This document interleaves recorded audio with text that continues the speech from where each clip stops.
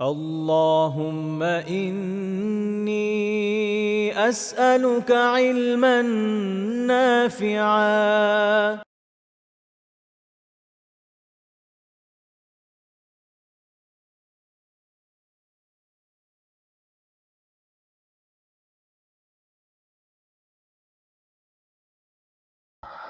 إن الحمد لله نحمده ونستعينه ونصلي على رسوله الكريم وعلى آله وصحبه أجمعين أما بعد আল্লাহ তাআলার অনেক শুকরিয়া যে আমরা আমাদের কবিরা গুনাহ বিষয়ক যে নিয়মিত দর্স তার একটি নতুন পর্বে আবার একত্রিত হয়েছি। আমরা একটা খুব গুরুত্বপূর্ণ বিষয় নিয়ে আলোচনা করছিলাম, সেটা হচ্ছে অন্তরের রোগ, কিভাবে অন্তর মরে যায়। আমরা গতদিন সর্বশেষ যেখান পর্যন্ত আলোচনা করেছিলাম, যে জায়গা পর্যন্ত, সেখানে সেটা ছিল যে অন্তরের রোগের কারণগুলো কি। এ বিষয়ে আপনাদের খেয়াল থাকবে হয়তো আমরা 11টা কারণ আলোচনা করেছি। এগুলোই আহ, একমাত্র তো বলা যায় না, এগুলোতেই কারণ সীমাবদ্ধ, বিষয়টা এরকম নয়, বরং আরো ব্যাপক হতে পারে। এগুলো হচ্ছে আপনি বলতে পারেন মোস্ট কমন কজেস। তো সেটা আমরা একটু দেখার চেষ্টা করেছি, যেন অন্তত আমরা এগুলো থেকে বাঁচার চেষ্টা করতে পারি। কারণ রোগ এর কারণ যদি আমরা জানি, অনেক ক্ষেত্রে আমাদের পক্ষে তা থেকে বাঁচা সম্ভব হয়। ফর এক্সাম্পল, আমরা জানি যে এক ধরনের মশা কামড় দিলে ডেঙ্গু হয়। তো আপনি অ্যাটলিস্ট মশা থেকে বাঁচার চেষ্টা করবেন যখন জানবেন। বাকি বাংলাদেশের যে অবস্থা, চেষ্টা করলে কতটুকু বাঁচা যায়, আল্লাহ আমাকে আপনাদেরকে সবাইকে হেফাজত করে আমিন। কারণ বাংলাদেশের হসপিটালের ব্যবস্থা হচ্ছে এরকম, একবার হসপিটালে গেলে মানে শেষ। আমি অনেক আগে একটা ডকুমেন্টারি দেখেছিলাম আফ্রিকার একটা দেশ দিয়ে। তো ওখানে মজার মন্তব্য করেছিল যে ডকুমেন্টারি বানিয়েছে, যে এখানে কেউ হাসপাতালে যেতে ভয় পায় কেন। কারণ হাসপাতালে যাওয়া মানে ভয় বেঁচে ফিরবে না। যে যে রোগ নেই, যে কেউ হাসপাতালে যায় ও শেষ। যাক, আলহামদুলিল্লাহ, তার থেকে তো আমাদের মেডিকেল সিস্টেম ভালো, বাট অত ভালো না। আচ্ছা, এই জন্য যাওয়ার দরকারটা গেলে হেফাজত করেন, দোয়া করি আমি। কিন্তু মূল কথা হচ্ছে যে আপনি যতই চেষ্টা করেন না কেন, সম্ভাবনা এরপরও রয়ে যায় অনেক ক্ষেত্রে যে মানুষের মধ্যে রোগ চলে আসবে। এই জন্য রোগের চিকিৎসা জানার দরকার। আর বিভিন্ন ধরনের রোগ সম্পর্কে কিছুটা জানার দরকার, যে যে আমরা বলছি যে অন্তরে রোগ হয়, এর মাধ্যমে অন্তর মরে যায়, রোগগুলো কি, কারণ তো দেখলাম, রোগগুলো কি। তো এক্ষেত্রেও আমরা সকল রোগ নিয়ে তো আলোচনা করবো না, জাস্ট কয়েকটা রোগ সম্পর্কে যদি এটা আমরা আলোচনা করি। যেমন ধরেন, এক নাম্বার হচ্ছে কি নিফাক। যারা নিজেদেরকে অন্তত বাহ্যিকভাবে মুসলিম দাবি করে, তাদের মধ্যে সবচেয়ে বেশি এটাই দেখা যায়, মুনাফিকি। আমরা আজকে ইনশাআল্লাহ তাআলা শেষ পর্যায়ে গিয়ে শেখ রাহিমাহুল্লাহ তাআলা তার কিতাবে এই বিষয়ে একটা হাদিস উল্লেখ করেছেন মাত্র, এই টপিকে, যে টপিকটা আমরা আলোচনা করছি ওইটা আলোচনা করবো। ওখানে 4 রকমের কলব সম্পর্কে আলোচনা এসেছে একটা হাদিসে। সেখানে এই বিষয়টা নিয়ে কিছুটা হলেও আলোচনা চলে আসবে। তো 1 নাম্বার আমরা বলতে পারি যে নিফাক। তারপরে অন্তরের রোগের মধ্যে রয়েছে রিয়া, লোক দেখানো ইবাদত। অর্থাৎ যে যে সকল ইবাদা বা যা কিছু, ইবাদা হচ্ছে কি, যা কিছু আল্লাহ তাআলার সন্তুষ্টির জন্য করা হয় তাই তো ইবাদা। তো আল্লাহ তাআলার সন্তুষ্টির জন্য যে সকল আমল করা হয়, তা যখন মানুষের মানুষকে দেখানোর জন্য, মানুষের বাহবা করানোর জন্য, মানুষের সন্তুষ্টির জন্য করা হয়, ওটা হচ্ছে কি রিয়া। তো এটা একটা অন্তরের রোগ। এরপরে রয়েছে শুবহাত, শক, রিব, সন্দেহ, সংশয়, দ্বিধা, দ্বন্দ্ব। দিন সম্পর্কে বিভিন্ন ধরনের মানুষের মধ্যে সংশয় তৈরি হয়। দিনের বিভিন্ন বিধান নিয়ে তার মধ্যে সন্দেহ কাজ করে, যেটা এমন কেন, এই কেন, সংশয়, দ্বিধাদ্বন্দ্বের মধ্যে থাকে, পালন করব কি করব না। কখনো কনভিন্সড হয়, কখনো আবার মনে হয় যে না, অমুক তো এই বিষয়ে বলেছে। আবার অনেকের দেখবেন এই ধরনের সমস্যা আছে, সর্বাত্মক চেষ্টা করে যে কোনোভাবে যদি আমলটা নাকচ করা যেত। নিগেশন, যথাসম্ভব নিগেশন করতেই থাকো। দিন বলে কোনো কিছু রেখো না, শুধু মাঝে মধ্যে কয়েকটা উৎসব করবে, এটুকুই।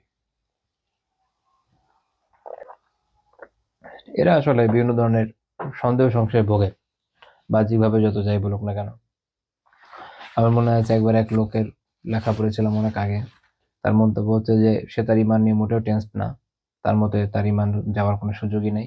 সে আহ, মানে এত শক্তিশালী ইমানদার আর কি। অথচ আমি যত সময় ধরে তাকে চিনতাম, তাতে আমার যতটুকু খেয়াল আছে, তার মধ্যে ইমান জিনিসটা পাওয়ার সম্ভাবনাই কম। মানে দিনের বিভিন্ন বিষয় নিয়ে তার এত দ্বিধা, সংশয় ইত্যাদি।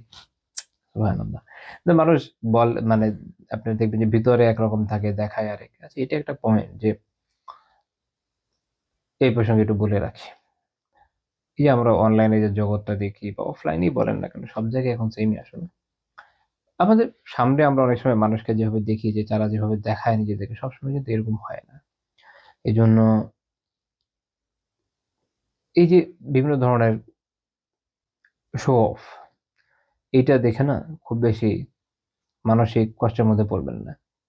অনেকে কষ্টে পড়ে যায় যখন দেখে যে অমুক ভাই বা বন্ধু এরকম আমল করছে বা এত পড়ছে বা তার পারিবারিক অবস্থা এই, খুবই শান্তি, দুনিয়ায় জান্নাত হয়ে গেছে বা স্বামী-স্ত্রীর মধ্যে এত রোমান্স হচ্ছে ইত্যাদি, ইত্যাদি এগুলা।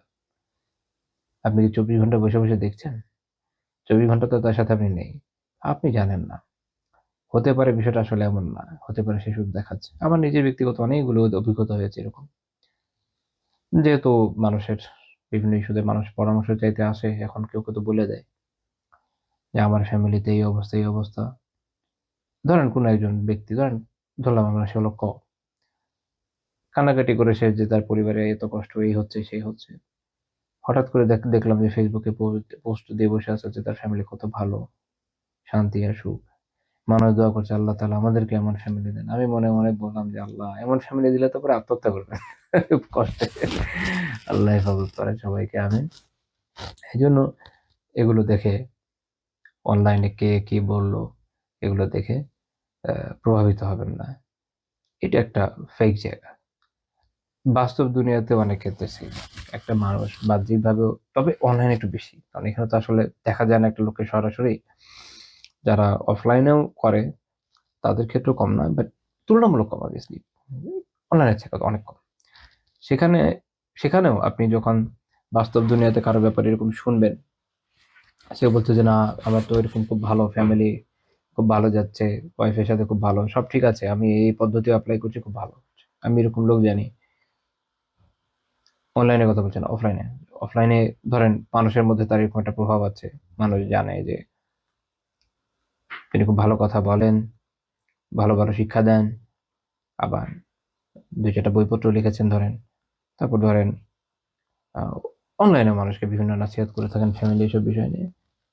তাকে যদি ধরে বলা হয় যে আপনার ওভারঅল অবস্থা কেমন? তিনি নিজে বিশ্বাস করেন খুব ভালো। কিন্তু দেখা গেল যে তার পরিবারের সাথে যাদের সম্পর্ক আছে, পরিবার মানে পরিবারের অন্যদের সাথে আরকি। তারা যেটা জানাচ্ছে সেটা হচ্ছে যে বাকিরা বিষয়টা এরকম ভাবছে না। বাকিরা একটু উল্টাই ভাবছে। তো দুনিয়াটা এরকম। এজন্য এই যারটাই দেখেন না কেন, এতে মাথা ঘামিয়েন না।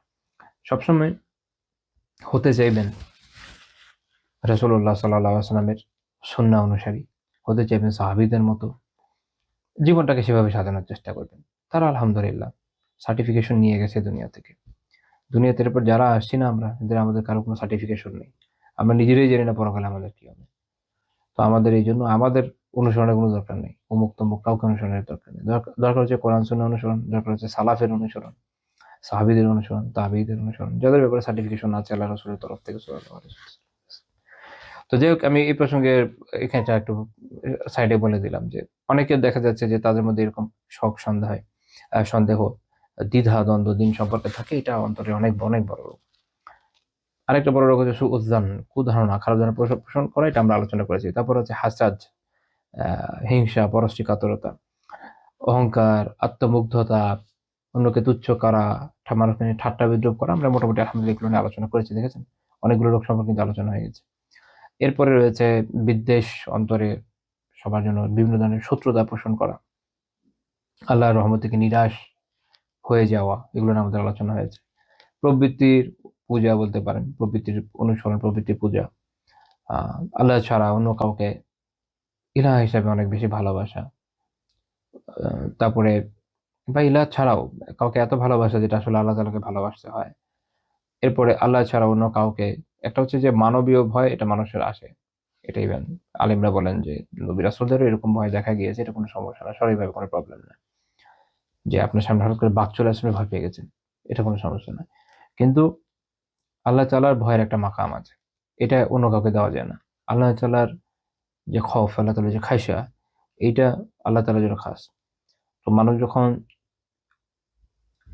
মাখলুকাতকে এরকম ভয় করে, যেমনটা আসলে আল্লাহ তাআলাকে ভয় করা উচিত ছিল, এবং এই কারণে হক বলতে তার দ্বিধা হয়, হক সে বলতে পারে না, স্রোতের বিপরীতে কথা বলার সাহস সে হারিয়ে ফেলেছে, তখন এটা তার আত্মিক রোগী, অনেক বড় রোগ না? এবং এখন তো আমরা এটা খুব বেশি দেখছি না? যাদের অভিজ্ঞতা আছে তারা বুঝতে পারবেন আমি কি বোঝাতে চাচ্ছি। আগে আলহামদুলিল্লাহ অনেক ক্ষেত্রে মানুষ কিছুটা হলেও তাওহীদের বিষয়ে, শিরক কুফরের বিষয়ে কিছু কথাবার্তা বলতে, এখন তো এগুলো প্রায় না হয়ে যাওয়ার মতো অবস্থা হয়ে গেছে, দেখা যায় না খুব বেশি। আচ্ছা, তারপরে আছে বিভিন্ন ধরনের ওয়াসওয়াসা, তারপরে আমরা অন্তরের কাঠিন্য নিয়ে আলোচনা করেছি মনে আছে, ওগুলো সবগুলো কারণের মধ্যে থাকবে।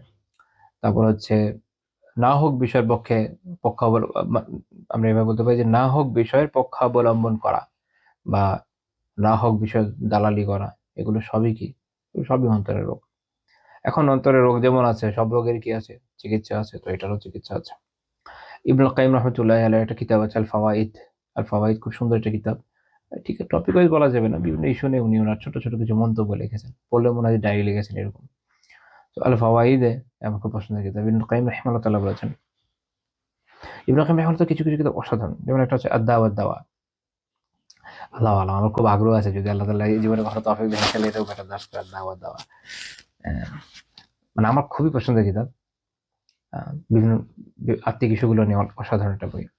তারপর ২-৩ দিন আগে হবে, শেখ আব্দুর রহমান হাসান হাফিজাহুল্লাহ তাআলা ইউকের একজন আলিম আছেন। এখন মানে ইউএই থাকেন।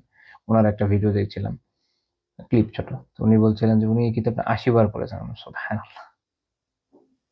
এটা একটা বিষয় যে কিতাব আসলে কিভাবে পড়া দরকার। ৮০ বার পড়া, মাশাআল্লাহ। আর এটা বাস্তবতা যে আপনি একটা কিতাব কেন যতবার পড়বেন, এই কিতাব প্রত্যেকবার আপনার সামনে নতুন নতুন রূপ নিয়ে হাজির হবে। আমি ১ম এক কিতাব যে একাধিকবার এভাবে পড়া যায়, গল্পের বই ছাড়া, এটা আমার শেখের থেকে শিখেছিলাম। উনি আমাকে একটা কাজ দিয়েছিলেন, ৩ খন্ডের একটা বই, ৩ খন্ড মানে বাংলা ছেপেছে ৩ খন্ড, অ্যাকচুয়ালি খন্ডের সংখ্যা আরো বেশি হবে। ৪ খন্ড, সরি ৪ খন্ড, ৪ দুগুণে ৮ খন্ড এরকম হবে সব মিলিয়ে। তো তারপর উনার কথা ছিল এটাকে ৩ বার পড়তে হবে। তো টপ টু বটম ৩ বার করে পড়লাম আলহামদুলিল্লাহ। ২য় বার যখন আমি পড়তে গেলাম, আমার ইউজুয়াল পড়ার সিস্টেম হচ্ছে আমি দাগিয়ে পড়ি। তো ২য় বার যখন পড়তে গেলাম আমি আবিষ্কার করলাম, আরে সুবহানাল্লাহ! এটা তো খুব গুরুত্বপূর্ণ কথা ছিল। আমি গতবার দাগাইনি কেন? আচ্ছা, দাগিয়ে গেলাম। নতুন অনেক বিষয় সামনে আসলো। নতুন অনেক কিছু শিখলাম।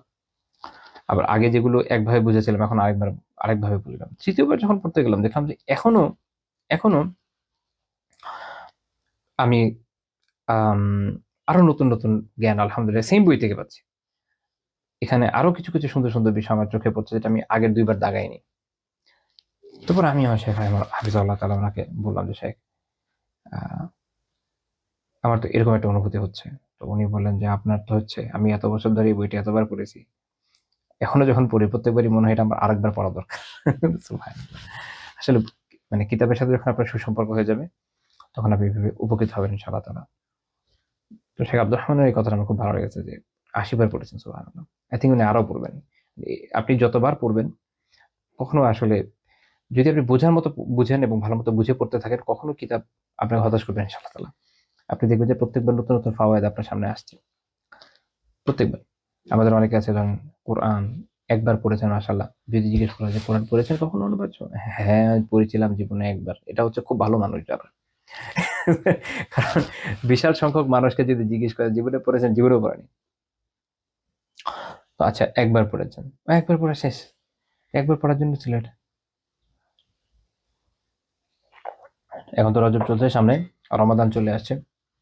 চেষ্টা করবেন রমাদান অন্তত একবার যেন আগাগোড়া অনুবাদ সহ পড়া যায় ইনশাআল্লাহ তাআলা। এদিক ইয়েও করবেন, তিলাওয়াতও করবেন, আবার অনুবাদ সহ পড়বেন। শেখ আব্দুর রশিদ নোমানী রাহিমাহুল্লাহ তাআলার একটা উনার জীবনী থেকে আমি পড়েছিলাম ঘটনা, যে উনি ২ ভাবে কোরআন পড়তেন। এক হচ্ছে তিলাওয়াত করে, শুধু পড়ে যাওয়া। আরেকটা হচ্ছে বুঝে পড়া। কারণ আপনি যখন বুঝে পড়বেন তখন আপনার দ্রুত পড়ার গতিটা কম হবে।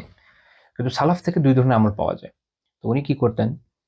বুঝে পড়তেন, আবার দ্রুত তেলাওয়াতও করতেন। তো ২ টার ফলে যেটা হতো, আপনার তেলাওয়াতটাও চলবে, আবার কখনো যখন আপনি অনুবাদ সহ বা তাফসীর সহ পড়বেন, আপনার বুঝে পড়াটাও জারি থাকবে। তো তিনি কিছু অংশ এভাবে পড়েন, আর কিছু অংশ দ্রুত পড়েন। তাহলে ইনশাআল্লাহ তাআলা আপনার দুইটা আমলই থাকছে, কোনো আমল নাকচ হচ্ছে না। ইমাম শাফিঈ রাহিমাহুল্লাহ জীবনীতে আমি পড়েছি, ওনার ছাত্র ইমাম রাবি বিন সুলাইমান আল মুরাদি রাহিমাহুল্লাহ তাআলা বর্ণনা করেছেন যে ইমাম শাফিঈ রাহিমাহুল্লাহ তাআলা রাতে খুব অল্প সংখ্যক আয়াত তিলাওয়াত করতেন সলাতে, 50 আয়াত, সর্বোচ্চ হলে 100 আয়াত। অর্থাৎ উনি খুব ধীরে ধীরে ধীরে ধীরে উনি তিলাওয়াত করতেন। কিন্তু এর মানে কি উনি খুব স্লো রিডার না, উনি খুবই স্পিডি রিডার ছিলেন।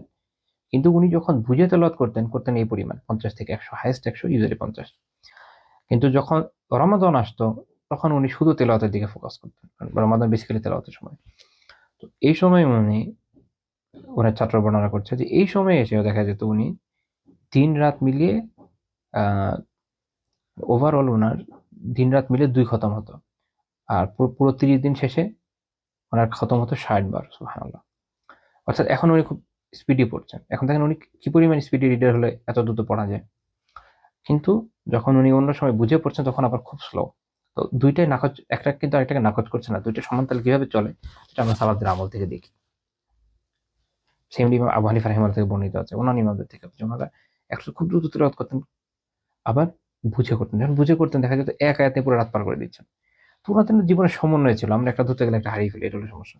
তো আল্লাহ তাআলা তৌফিক দেন আমরা যেন সবগুলো সমন্বয়ের সাথে করতে পারি। আমি তো কোরআন এভাবে পড়তে হবে। তো যদি আপনি বুঝে বুঝে পড়েন না, দেখেন না কোরআন বছরে 2 বা 3 বারও যদি পড়েন, দেখবেন যে প্রত্যেকবার কোরআন নতুন ভাবে আপনার সামনে আসছে, আর নতুন নতুন ইলম আপনি পাচ্ছেন। আমার মনে হয় যে যদি এরকম কখনো করা যায়, ধরেন একবার সংক্ষিপ্ত তাফসীর আলোচনা করলাম, আল্লাহ তাআলা যদি তৌফিক দেন কখনো, আমার মনে হয় 3-4 বার যদি করা যায় না, প্রত্যেকবারই নতুন নতুন জিনিস বের হয়ে আসবে। আর কোরআনই এরকম, এমন না যে আমি বের করছি, কোরআনই এরকম চলে আসবে।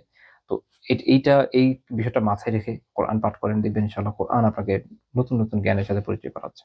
জীবনের নতুন নতুন বোধ উপলব্ধি আপনি পাবেন, নতুন কিছু সৌন্দর্যের সাথে পরিচিত হবেন। যাই হোক, তো এই হচ্ছে কিতাব কিভাবে পড়তে হয়। তো এক্ষেত্রে অবশ্যই কোরআন সবার আগে গুরুত্ব পাবে, তারপর অন্য কিতাব কিভাবে পড়া উচিত। তো যাই হোক, ইবনুল কাইয়িম রাহিমাহুল্লাহ ফাওয়াইদে বলছেন, আল কলবু ইয়ামরাদু কামা ইয়ামরাদুল বাদান। শরীর যেভাবে না রোগাক্রান্ত হয়, কলব এভাবে রোগাক্রান্ত হয়। ও শিফাউহু ফি তাওবা ওয়াল হিমিয়া। তিনি বলছেন যে এটার চিকিৎসা কি? রোগের চিকিৎসা হচ্ছে তাওবা এবং গুনাহ থেকে নিজেকে বাঁচিয়ে রাখা। মানুষ যখন তাওবা করে তখন তার যে রোগ, অন্তরের রোগ, তার একটা বিশাল অংশ এমনি দূর হয়ে যায়। আর সে যখন এখন তওবা তো করলো, কিন্তু সে যদি অবিরত গুনাহ করতেই থাকে তাহলে লাভ হবে না। বিষয়টা এরকম যে আপনি একটা জায়গায় ময়লা পরিষ্কার করছেন, তওবার মাধ্যমে ময়লা পরিষ্কার করা হচ্ছে। আবার আরেকজন বালতির পর বালতি যদি ওখানে ময়লা ঢালতেই থাকে, আপনি পরিষ্কার করে কুল পাবেন না। ময়লা পড়তে পড়তে নষ্ট হয়ে যাবে জায়গাটা। কাজেই তওবাও করবেন, গুনাহও করতে থাকবেন, এটা আসলে হবে না। এখন মুখে তো করা যায়, কে আটকে রাখবে? এমন তো আর হবে না যে আমরা তওবা করছি, গুনাহ করছি, গায়েব থেকে কেউ এসে ঘুষিয়ে দিয়ে দিল, এটা তো হবে না। আপনি হয়তো বাহ্যিকভাবে করছেন, কিন্তু আসলে রুহের যে অবস্থা সেইটা হলো এরকম যে আসলে কাজ হচ্ছে না, গুনাহ আপনাকে গ্রাস করে ফেলেছে হয়তো। তো এই জন্য তওবা করতে হবে, আর কি করতে হবে? গুনাহ থেকে নিজেকে বাঁচাতে হবে। এই দুটো যদি করা যায় তাহলে এটার মধ্যে আছে শিফা। ইবনে কাইয়িম রাহিমাহুল্লাহ বলছেন, ওয়া ইয়াজদু কামা তাজদাউল মিরআহ। মরিচা, আয়নায় যেভাবে মরিচা পড়ে না, অন্তরে এভাবে জং ধরে যায়। আয়নায় যেভাবে মরিচা পড়ে, এখনকার সময় আয়নাগুলো দেখা যায় না। এট আমাদের ছোটবেলার আয়না যেগুলো ছিল না, ওখানেও আমরা দেখতাম যে আয়নার মধ্যে মরিচা লাগে। এখন তো আলহামদুলিল্লাহ অনেক উন্নত হয়েছে। যাই হোক, তো আয়নায় যেভাবে মরিচা পড়ে, অন্তরে কি পড়ে? জং ধরে যায়। তিনি বলছেন ওয়া জালাউহু বিযিকর, এইটাকে মসৃণ করা যায়, এই জংকে দূর করে এটাকে মসৃণ করা যায় কি দিয়ে? জিকিরের মাধ্যমে। তো এখানে কিন্তু চিকিৎসা পাচ্ছি আমরা। তো যখন আমরা তওবা করব, গুনাহ থেকে বাঁচবো, বেশি বেশি জিকির করবো আল্লাহ তাআলার। এই জিকির হতে পারে মৌখিক জিকির, বিভিন্ন ধরনের জিকির হতে পারে, তিলাওয়াত, তিলাওয়াত সবচেয়ে গুরুত্বপূর্ণ জিকির। অন্তরে আল্লাহকে স্মরণ করা, গুনার সময় আল্লাহর ভয়ে গুনাহ থেকে বেঁচে থাকা, এগুলো সবই জিকির। তো যখন আমরা জিকির করব, এর মাধ্যমে কি হয়ে যাবে? আমাদের অন্তর মসৃণ হয়ে যাবে। তারপর তিনি বলছেন ওয়া ইয়ারা কামা ইয়ারাল জিসম। শরীর যেভাবে নগ্ন হয়ে যায়, কল্প এভাবে নগ্ন হয়ে যায়। ওয়া জিনাতুহু তাকওয়া। আর অন্তরের সৌন্দর্য হচ্ছে কি? শরীরের পোশাক হচ্ছে শরীরের সৌন্দর্য। শরীরের শরীরের যে নগ্নতা, এটাকে দূর করতে হলে পোশাক পরতে হয়। অন্তরের যে অনাবৃত অবস্থা, এটাকে যদি দূর করতে কেউ চায়, একে সৌন্দর্যমণ্ডিত করতে চায়, তাহলে কি দিয়ে করতে হবে? তাকওয়ার মাধ্যমে করতে হবে। তাকওয়ার মাধ্যমে, আল্লাহর ভয় দিয়ে। আল্লাহর ভয় একমাত্র আপনার অন্তরকে নিরাপদ রাখবে, সেভ রাখবে, সৌন্দর্যমণ্ডিত করবে, পোশাক যেমন মানুষকে কি করে, সৌন্দর্যমণ্ডিত করে, মানুষকে নিরাপদ রাখে, মানুষ শরীরকে, যেমন এখন শীতে আমার শরীরকে উষ্ণ রাখছে, গরমে ছায়া দিবে, right? সবসময় পোশাকের কাজ আছে। মানুষের দোষ ত্রুটিকে গোপন রাখে, পোশাক মানুষের দোষ ত্রুটিকে গোপন রাখে, মানুষের শরীরের ভিতরে যাই থাকুক না কেন এটা মানুষ গোপন রাখে পোশাকের মাধ্যমে। দেখেন তাকওয়া মানুষকে এভাবে হেফাজত করে, মানুষের যে দোষ ত্রুটি তা লুকায়িত থাকে কেন, কারণ আল্লাহর ভয়ে সেগুলোর এমন কাজই করে না যাতে এটা প্রকাশ হয়ে যায়। তো তাকওয়া এভাবে আমাদেরকে সেভ করে। আমরা তো একটা দিক দেখি যে তাকওয়ার মাধ্যমে আমি গুনাহ থেকে বাঁচলাম, গুনাহ থেকে বাঁচলাম ঠিক আছে, তাকওয়া থাকার ফলে আল্লাহ তাআলার মেহেরবানিতে আমাদের যে ত্রুটিগুলো আছে না এগুলো প্রকাশ পায় না। একজন, ফর এক্সাম্পল, একজন লোক, তার সম্ভাবনা আছে যে ঘুষ খেতে পারে, সম্ভাবনা আছে ঘুষ খাবে না, 50-50 চান্স। তাকওয়ার কারণে সে যখন ঘুষ খেলো না, এই একটা ত্রুটি যেটা হতে পারতো সেটা তার দ্বারা হলো না, আলহামদুলিল্লাহ আল্লাহ বাঁচিয়ে দিলেন তাকে। তো ফলে সে এই মুসিবত থেকে রক্ষা পেল এবং মানুষের কাছে সামনেও সে ঘুষখোর হিসাবে প্রমাণিত তো হলো না, আর আল্লাহর দরবারে পেল সওয়াব, উত্তম প্রতিদান। তো তাকওয়া এভাবে আমাদেরকে সৌন্দর্যমণ্ডিত করে, আল্লাহ তাআলার মেহেরবানিতে তাকওয়া আমাদেরকে বিভিন্ন ত্রুটি থেকে হেফাজত করে। যদি কারো কোনো ত্রুটি হয়েও যায় সেটাকেও নিরাপদ রাখে। মানুষের অনেক সময় দেখা যায় যে কিছু ভুল ত্রুটি হয়ে যায়, আল্লাহ তাআলা দয়া করেন যেন এগুলো গুপ্ত থাকে। তো তাকওয়া খুবই গুরুত্বপূর্ণ। তারপর তিনি বলছেন ওয়ায়াজুউ ওয়ায়াদমাউ কামা ইয়াজুউল বাদান, শরীর যেভাবে ক্ষুধার্ত হয়, তৃষ্ণার্ত হয়, অন্তর এইভাবে কি হয়, ক্ষুধার্ত হয় এবং তৃষ্ণার্ত হয়। ওয়াতআমুহু ওয়া শারাবুহুল মা'রিফাতু ওয়াল মাহাব্বাতু ওয়া তাওয়াক্কুল ওয়াল ইনাবাতু ওয়াল খিদমাহ। অন্তরে খাদ্য পানীয় কি, আমরা যেমন খাই, অন্তরেও তো খাদ্য পানীয় দরকার আছে। এখানে একটা খুব মজার কথা মনে পড়লো।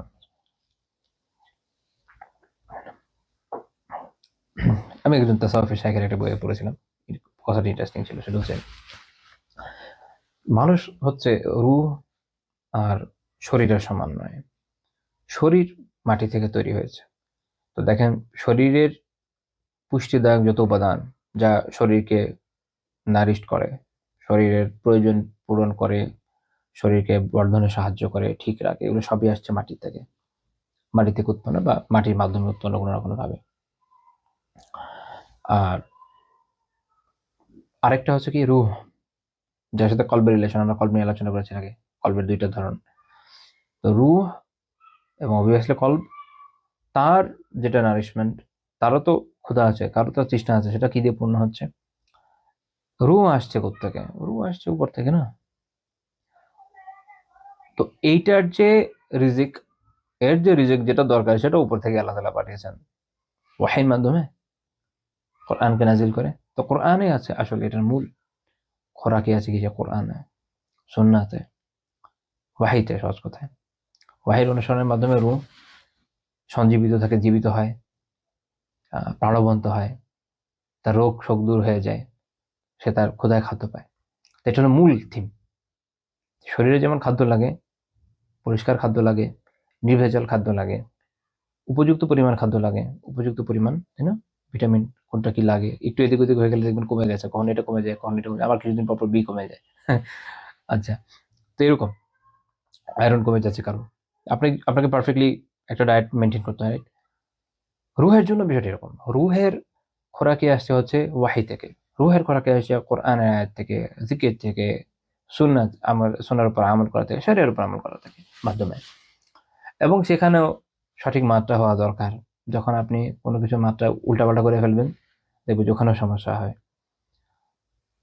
তারপরে কোনো কিছু কমে গেলে তার স্বল্পতা দেখা দেয়, অস্বস্তি তৈরি হয়, বিভিন্ন রকমের রোগ তৈরি হয়। এই হচ্ছে রুহকে ঠিক করার উপায়। তো এটার ইবনুল কাইয়িম রাহিমাহুল্লাহ বলছেন এটার খাদ্য এবং পানীয় কি, উনি স্পেসিফিক কয়েকটা পয়েন্টও বলেছেন। সেটা হচ্ছে উনি বলছেন আল্লাহ তাআলা মারিফা, আল্লাহ তাআলাকে জানা। যে আল্লাহ তাআলাকে জানে সে না রুহের বিষয়ে সচেতন হবে। কারণ আমাদের এই যে রুহের বিষয় এটা তো সেকুলার নলেজ থেকে আসছে না। আমরা যখন ইসলামকে মানছি, আল্লাহ তাআলাকে জানছি, শরিয়াকে জানছি, তখন আমাদের পক্ষে এটা জানা সম্ভব। এটা হলো প্রথম কথা। দ্বিতীয় কথা হচ্ছে রুহের, কলবের উন্নয়নের জন্য, অবস্থার উন্নয়নের জন্য সবার আগে যেটা দরকার সেটা হচ্ছে আল্লাহ তাআলা সম্পর্কে জানা, আল্লাহ তাআলার জ্ঞান, আল্লাহ তাআলার তাওহীদ সম্পর্কে জানা এবং এটার বিপরীতে কুফর শিরক থেকে বাঁচা। হিদায়াত সম্পর্কে জানা, এর বিপরীতে বেদাত গুমরাহি যা আছে এগুলো থেকে বাঁচা। রূহ এর কলবের আলটিমেট বলতে পারেন যে এটার প্রশান্তির, আপনি যদি বলেন যে কলবের আত্মিক যে প্রশান্তি, এটার সবচেয়ে গুরুত্বপূর্ণ এবং সবচেয়ে কার্যকর সমাধান হচ্ছে আল্লাহ তাআলাকে জানা, চেনা এবং আল্লাহ তাআলার মুহাব্বত, আল্লাহ তাআলার ভালোবাসা অন্তরে তৈরি করে। যেমন এরপরে বলছেন ওয়াল মারিফাতুল মাহাব্বা, আল্লাহ তাআলাকে জানা এবং তার ভালোবাসা। আল্লাহ তাআলাকে জানলে ভালোবাসা পাইতে হবে। আপনি যখন আল্লাহ তাআলা সম্পর্কে জানবেন, আল্লাহ তাআলার রুবুবিয়্যাত, উলুহিয়্যাত, আসমা ও সিফাত সম্পর্কে জানবেন, আমাদের প্রতি আল্লাহ তাআলা যে ইহসান, মেহেরবানি এগুলো সম্পর্কে জানবেন, তিনি কত বড় সত্তা সেটি সম্পর্কে জানবেন, তার প্রতাপ, তার আজমত সম্পর্কে জানবেন, তখন আলটিমেটলি আপনার অন্তরে তার মাহাব্বত তৈরি হয়ে যাবে। তো যখন বান্দার অন্তরে আল্লাহ তাআলার মাহাব্বত তৈরি হয়ে যায়, তখন তার কলব সঞ্জীবিত হয়। আল্লাহ তাআলার ইবাদত যদি আপনি করতে চান, গুনাহ থেকে বাঁচতে চান, এটা দুইটা ওয়ে হয়। একটা হচ্ছে খৌফ, একটা হচ্ছে রজা, ভয় এবং আশা। আশাটা হয় আল্লাহ তাআলার মহাব্বত থেকে। আপনি আল্লাহ তাআলার ভয়ে অনেক গুনাহ থেকে বাঁচতে পারেন যদি আপনি আল্লাহ তাআলার মারিফত আপনার হাসিল হয়। আল্লাহ তাআলাকে ভয় পাওয়ার মতো ভয় পাইতে সক্ষম হন, যেভাবে তাওয়াক্কুল করা, যেভাবে তাকওয়া অর্জন করা দরকার, যেভাবে ভয় করা উচিত, ওইভাবে যদি ভয় করতে পারেন, এটা হচ্ছে মারিফার একদিক। তাহলে দেখবেন যে আপনি আল্লাহ তাআলার মেহেরবানিতে অনেক গুনাহ থেকে বেঁচে গেছেন। ভয়, যে আমি জাহান্নামে যেতে চাই না, আল্লাহ তাআলার আযাব আমি চাই না। কিন্তু এর থেকেও বেশি শক্তিশালী যে বিষয়টা কার্যকর, তার নাম হচ্ছে মাহাব্বা, ভালোবাসা। যদি অন্তরে আল্লাহ তাআলার ভালোবাসাকে পয়দা করে নেওয়া যায়, তাহলে আমল সহজ হয়ে যায়। দেখেন, ভয় থেকে আপনি আমল তো অনেক সময় করতে পারবেন, ভয়ের কারণে আপনি অনেক কাজ ছাড়তে পারবেন, কিন্তু ভালোবাসা আপনাকে যে পরিমাণ তাড়িত করবে কোনো কাজের জন্য, এর পরিমাণে সেটা হবে না। এটা হচ্ছে বাস্তবতা। এটা আপনি ব্যক্তি জীবনে খেয়াল করতে পারেন যে যে কোনো বিষয় যেটা আপনি ভালোবাসেন, সেটা আপনি যত আগ্রহের সাথে করেন, ভয় নিয়ে আসলে ভাবে করেন না। যেমন আপনি একটা জব করতেছেন, ফর এক্সাম্পল, আপনি জবের মধ্যে যদি ডিউটি ঠিক মতো না দেন, তাহলে আপনার কিছু বেতন কাটা যাবে। আপনি, এটার ভয়, আপনার কাজের প্রতি কোনো মহব্বত নেই, ভয় আছে। এই ভয়ের কারণে আপনি কাজ করছেন। আপনি কাজ টাইমলি যদি করেনও ঠিক মতো, এটা খুব বেশি মানসম্মত হবে না। কিন্তু যদি আপনার কাজের প্রতি মহাব্বত থাকে, নেশা থাকে, একটা প্যাশন, যে কাজটা আমি অনেক ভালোবাসি, তখন দেখবেন কি আপনি সময়ের থেকে বেশি কাজ করলেও আপনার খারাপ লাগবে না, আপনি কাজ করতেই থাকবেন। আপনি আহ বেতন নিয়েও খুব বেশি পেরেশানি হতে পড়বেন না, আর বেতন যা আছে আমি কাজ করতে থাকি। এতে প্যাশন প্যাশন থাকলে মানুষ কাজে আগাতে পারে। তো মূল কথা হচ্ছে এটা যে জীবনে যাই করতে চান না কেন, মহাব্বত থাকলে ওই বস্তুর প্রতি। এখন দেখেন, আল্লাহ তাআলার ইবাদত করবেন, যদি আল্লাহ তাআলার মহাব্বত তৈরি না হয়, তাহলে ইবাদত করবেন কিভাবে? ঠেলে ঠুলে। এখন মসজিদে যাওয়া হচ্ছে বা সালাত আদায় করা হচ্ছে, করা লাগে, করি, জাহান্নাম থেকে বাঁচতে চাই, করি, এটাও খারাপ না, অ্যাটলিস্ট করছেন তো। কিন্তু যখন আপনাদের মহাব্বত তৈরি হয়ে যাবে, যেটা সালাফের মধ্যে ছিল, আমরা দেখি বড় বড় আলিমদের মধ্যে দেখা যায়, তখন এইটা আপনার একদম প্যাশন হয়ে যাবে। আপনি মহাব্বতের সাথে করবেন, দুনিয়ার কোনো কিছু নিয়ে আপনার মাথা ঘামানো থাকবে না তখন। ফলে আপনি যখন যে হালতে থাকেন, আপনি কিন্তু নেক আমলে সবসময় লিপ্ত থাকবেন, অনেক বেশি পরিমাণে লিপ্ত থাকবেন। এবং আমরা অনেক সময় অবাক হই যে কিভাবে উনারা এত সালাত আদায় করতেন, এত জিকির করতেন, এভাবে সালাম পালন করতেন, এভাবে সাদাকা করতেন, সুবহানাল্লাহ। এটা আমাদের পক্ষে সম্ভবই না। খালি ভয় দিয়ে তো সম্ভব না। ইমাম শাফিঈ রাহিমাহুল্লাহ তাআলা একবার ইয়ামানে গেলেন, ওনার তাঁবু খাটানো হলো। 10,000 ওই সময়কার 10,000 মুদ্রা ওনার কাছে ছিল সব মিলায়। কিছু লোক সাহায্যের জন্য আসলো, যখন উঠে গেল সবাই, তখন জানা গেল যে ওনার কাছে অল্প কিছু বাকি আছে। উনি অকাতরে দান করে দিয়েছেন, সুবহানাল্লাহ। আমার মনে হয় না ওই সামর্থ্য আমাদের আছে, আমরা ভয় পাই। কিন্তু যখন মহাব্বত থাকে না, মানুষ ভালোবাসা চলে যে কি করে কোনো ঠিক ঠিকানা থাকে না। আর এই ভালোবাসাটা যখন আল্লাহ তাআলার জন্য হয়, তো চিন্তা করেন, ওই ভালোবাসায় তাদেরকে তাড়িত করেছে হাজার হাজার কিলোমিটার পথ পাড়ি দিতে, পায়ে হেঁটে, হাদিস অন্বেষণের জন্য, কোরআন শেখার জন্য, ফিকহ শেখার জন্য, দিনকে আত্মস্থ করার জন্য, দিনকে ছড়িয়ে দেওয়ার জন্য। আর আমাদের মধ্যে মহাব্বতটা না থাকার কারণে আমরা পাই না। এই যে অনলাইনে বসে বসে 1 ঘন্টা বসে বসে একজন যে কোনো আলিমের, যে কোনো তালেবুল ইলমের, যার ভালো মনে হয় তার দর্শ শুনবেন, 1 ঘন্টা, 2 ঘন্টা, 3 ঘন্টা, মানুষ দেখবেন এর শক্তি অর্জন করতে পারে না, কারণ মহাব্বত নেই। তো যে আমি দিনটাকে শিখবো, জানবো, এটা একটা মহাব্বত, একটা তাড়না থাকা লাগে, এটা নাই। খুলে রাখছি, আচ্ছা কানের দিকে চলছে আশেপাশে, শুনছি কিছু, আচ্ছা ভালো লাগলো শুনলাম, ভালো লাগলো অফ করে দিলাম, এইটুকুই। মহাব্বত নাই। মহাব্বত থাকলে যা পাবেন তাতে খুশি হয়ে যাবেন, আরো বেশি পাওয়ার চেষ্টা করবেন। এটা মনে রাখেন। যে জন্য আত্মিক রোগের সবচেয়ে বড় ট্রিটমেন্ট হলো এই জায়গায় মাহাব্বা, ভালোবাসা। আল্লাহ তাআলার ভালোবাসা, আল্লাহ রাসূলের ভালোবাসা, সাল্লাল্লাহু আলাইহি ওয়াসাল্লাম, আমাদের সালাফদের ভালোবাসা, দ্বীনের ভালোবাসা, দ্বীনি ইলমের ভালোবাসা, আমলের প্রতি ভালোবাসা, সালাতকে ভালোবাসা, সিয়ামকে ভালোবাসা, ইভেন যাকাতকে ভালোবাসা। যাকাত কি কোনো জরিমানা? আমল না? আমল তো, তা ভালোবাসবেন না? দেখবেন এইটা কারোর মধ্যে পাওয়া যায় না। যে আল্লাহ, আপনি একটা আমল দিয়েছেন ফরজ, সে আমল হচ্ছে যাকাত। আমি কি সারা জীবন এটা না আদায় করেই মরে যাব? আমি কি এই ফরজ আমলটা করব না? একটা ইবাদত আমার হাত থেকে ছুটে যাবে। হে আল্লাহ, আপনি আমাকে তৌফিক দেন যেন আমার সামর্থ্য হয় আমি যেন যাকাত দিতে পারি এবং এই আমলটা করতে পারি। এভাবে দোয়া করেছেন? ভেবে দেখেন, এটাও তো একটা আমল, একটা ফরজ আমল। তো আমলের প্রতি যেটা মহাব্বত, হ্যাঁ, এটা এটা থাকা লাগবে। যত রকমের আমল, ইমাম আহমদ রহমানতে সম্পর্কে যার জীবনী কারে উল্লেখ করেছেন, ইমাম আহমদ রহমানতে যখনই কোনো আমল সম্পর্কে জানতেন, উনি একবার হলে এটা করতেন। এমনকি উনি যখন প্রথম হিজামা সম্পর্কে জানেন, উনি হিজামা করে আসেন। কারণ উনি একটা আমল শিখেছেন, যে হাদিসে একটা আমলের কথা আছে, আমি করাবো। এভাবে ছোট থেকে ছোট আমল সালাফদের বৈশিষ্ট্য ছিল, তারা এটা করার মাধ্যমে তো জীবিত রেখেছেন, আলহামদুলিল্লাহ। আমাদের তো অবস্থা দেখেনি কি অবস্থা। আচ্ছা, তারপর আরেকটা কি থাকা লাগে? তাওয়াক্কুল। তাওয়াক্কুল, আল্লাহর উপর ভরসা থাকা লাগবে। আপনার মধ্যে যখন আল্লাহ তাআলার মারিফাত হাসিল হবে, আল্লাহ তাআলাকে জানবেন, চিনবেন, আল্লাহ তাআলাকে ভালোবাসবেন, তাওয়াক্কুল এমনি আসবে। আর আপনি জানেন আপনি কার উপর নির্ভর করছেন। এটা এটা বলা অনেক সোজা, কিন্তু তাওয়াক্কুল একটা বিশাল কাজ, অনেক বড় ব্যাপার। এটা বলা যত সোজা, করাটা তার থেকে অনেক অনেক টাফ।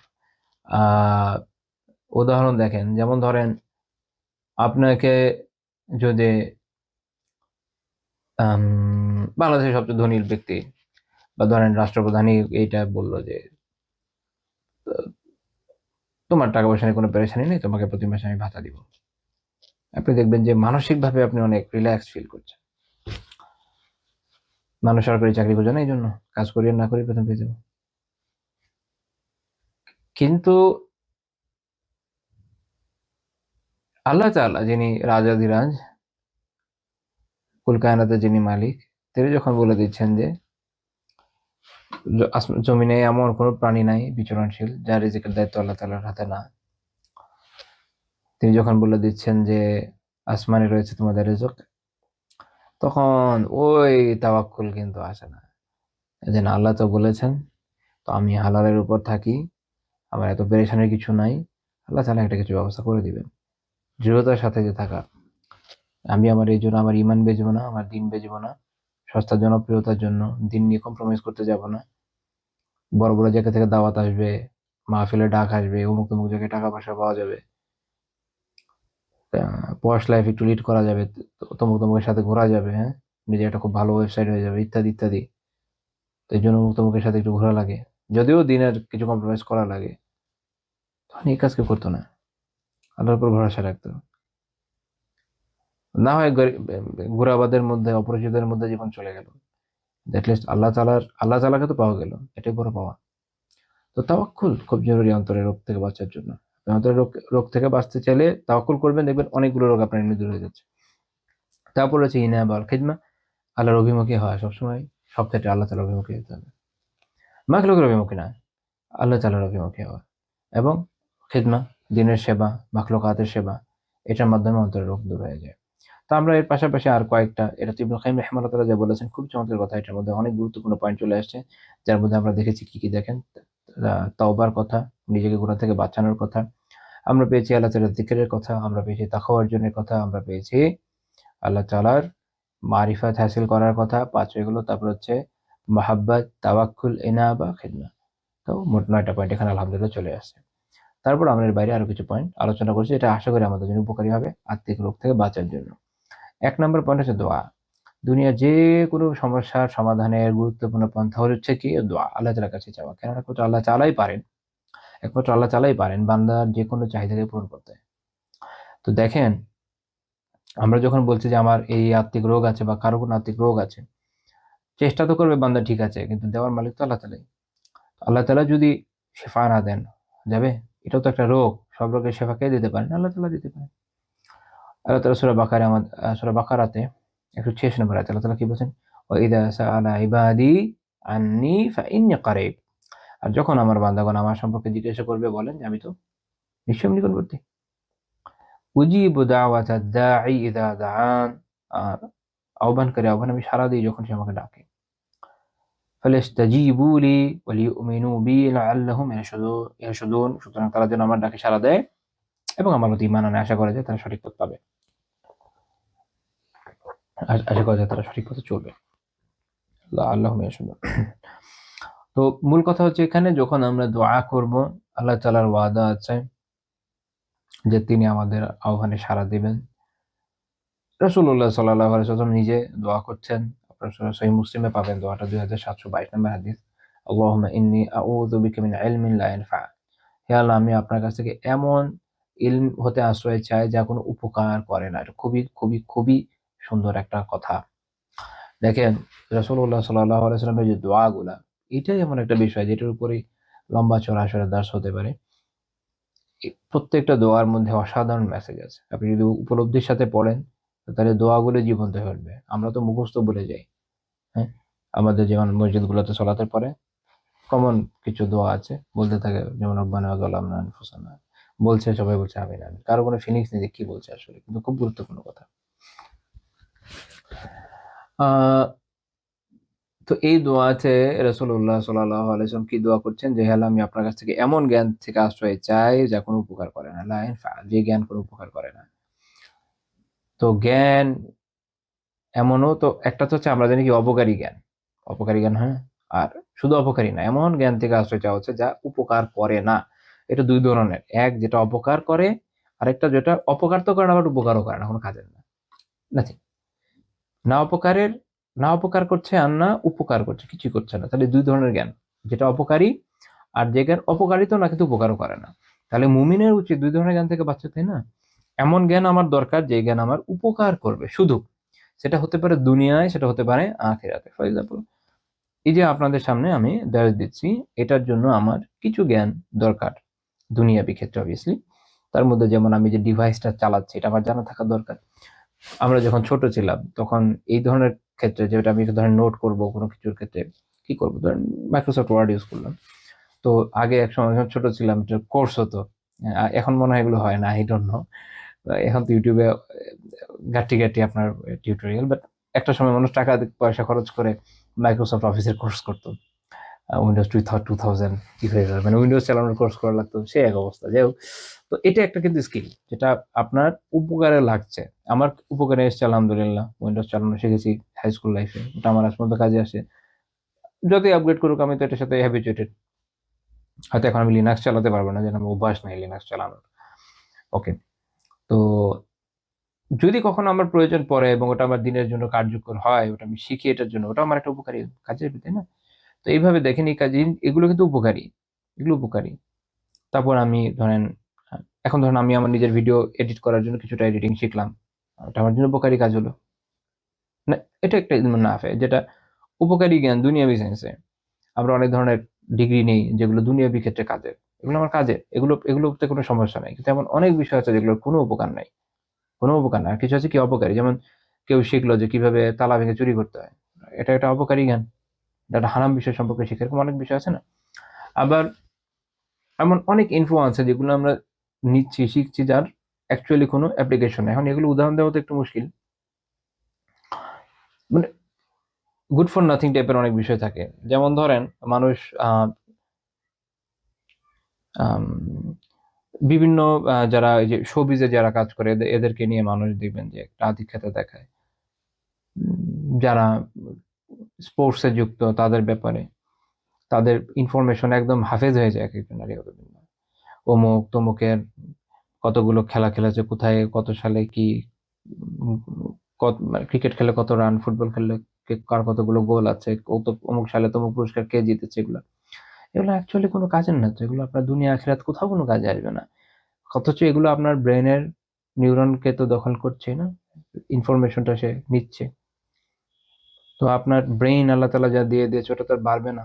আমাদের জন্মের সময় যা ছিল তাই ওটা গ্র্যাজুয়ালি কমতে থাকে। এই জন্য একদম বার্ধক্যে গিয়ে মানুষের মাথার কাজ করে না, অতি বার্ধক্যে চলে গেল, আল্লাহ তাআলার কাছে সেটা থেকে আশ্রয় চাই আমি। তো বেহুদা কেন আপনি আপনার মস্তিষ্ককে অকাজে নষ্ট করবেন? আমরা অনেক ধরনের গসিপিং করি অনেক সময়, ধরেন আমি হারামে গেলাম না, বাট এমন অনেক বিষয় নিয়ে আলোচনা করলাম যে আসলে দুনিয়ায় এবং আখিরাতে কোনো কাজে আসছে না। এটা হচ্ছে কি ইলমুন, এমন ইলম যেটা লা ইয়ানফা, এগুলো কাজে আসবে না। তো আমাদের তাহলে এখানে এই মেসেজটা নেন, আমাদের এমন ইলমের পিছনে নিজেদের জীবনকে সময়কে ব্যয় করতে হবে, কারণ সময়গুলো বান সেটা উপকারী হতে হবে।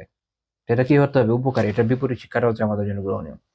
উপকারী, দিনের ক্ষেত্রে উপকারী অথবা দুনিয়ার ক্ষেত্রে উপকারী। এই দুইটার বাইরে বাকি যা আছে এটা থেকে আমি বলছি যে যেটা ক্ষতি একদম করছে না, গুড ফর নাথিং টাইপের জিনিস, এগুলো হয়তো হারাম না। এই জন্য বলছি না যে, মানে আবিধানিক ভাবে বলছি না, রূপক ভাবে বলছি যে ওগুলো থেকে তওবা করেন।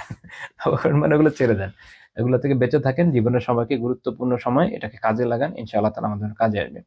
ইহকালে এবং পরকালে আমরা কল্যাণ লাভ করবো। আমাদের যারা আলহামদুলিল্লাহ একটু দিন পালন করেন ভাই বোনরা যারা আছেন, তাদের ক্ষেত্রে অনেক ক্ষেত্রে এটা দেখা যায় যে এমন ধরনের বিষয় এত বেশি তারা পজেসড থাকেন, আই ডোন্ট নো এটার কি বেনিফিট। যেমন ধরেন ফেসবুকে আপনি সারাদিন ব্যয় করে কি কি লাভ হচ্ছে আপনার?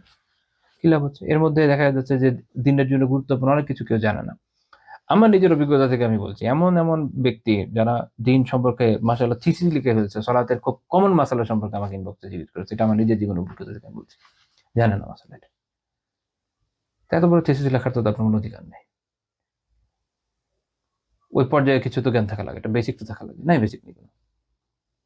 আচ্ছা, তো এই জন্য আল্লাহর ওয়াস্তে আপনারা জীবনে বাকি সময়টা কাজে লাগান। আগে যেটা গেছে গেছে, আগের সময়টা উত্তমভাবে কাজে লাগান। ইমাম হাসান আল বসরি রাহিমাহুল্লাহ তাআলার কাছে এক লোক আসলে, যার অনেক বয়স হয়ে গিয়েছিল, কিন্তু তখন পর্যন্ত পারফেক্টলি, ওই সময় তো মানুষ আলহামদুলিল্লাহ সালাত আদায় করতে হয়।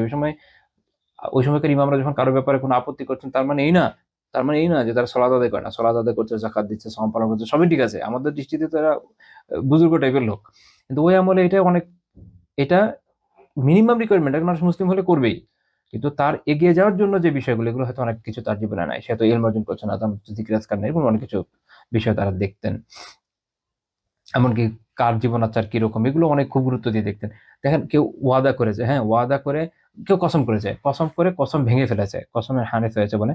তো তখন আগেকার সময় কারো যদি এরকম হইতো, সাক্ষ্য বাতিল হয়ে যেত, মানে এত খুশালি দেখা হইতো। এখন তো এগুলো কোনো ব্যাপারই না, মানুষ কসম খায়, ভাঙে, ইভেন কাফারা পর্যন্ত দেয় না, আলিয়াযুবিল্লাহ।